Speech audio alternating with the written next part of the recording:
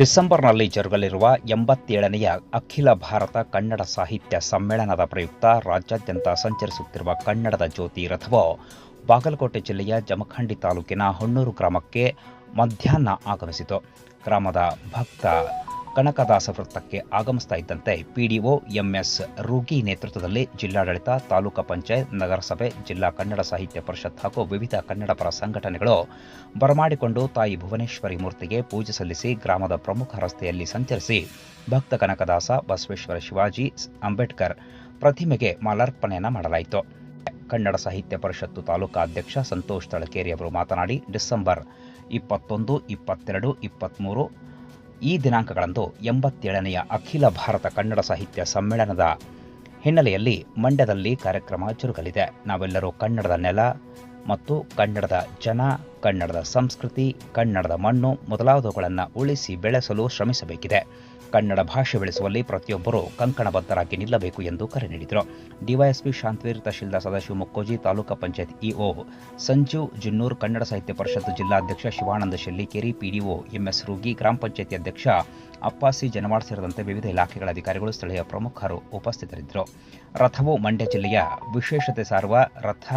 ಕನ್ನಡ ನುಡಿ ಕಲಿಸುವ ತಾಯಿ ಭುವನೇಶ್ವರಿ, ಕಾವೇರಿ ಮಾತೆ, ಉಳುಮೆ ಮಾಡಲು ಸಿದ್ಧವಿರುವ ಎತ್ತುಗಳು ಮತ್ತು ರೈತ, ನಾಲ್ವಡಿ ಕೃಷ್ಣರಾಜ ಒಡೆಯರ್ ಹಾಗೂ ಸರ್ ಎಂ ವಿಶ್ವೇಶ್ವರಯ್ಯ ಅವರ ಸುಂದರ ಕಲಾಕೃತಿಗಳು, ಜಿಲ್ಲೆಯ ಬಗ್ಗೆ ಚಿತ್ರಣ, ಜ್ಞಾನಪೀಠ ಪ್ರಶಸ್ತಿ ಪುರಸ್ಕೃತರ ಭಾವಚಿತ್ರಗಳು ರಥದಲ್ಲಿ ಅಳವಡಿಸಲಾಗಿತ್ತು. ಇವು ಎಲ್ಲರ ಗಮನವನ್ನು ಸೆಳೆದವು.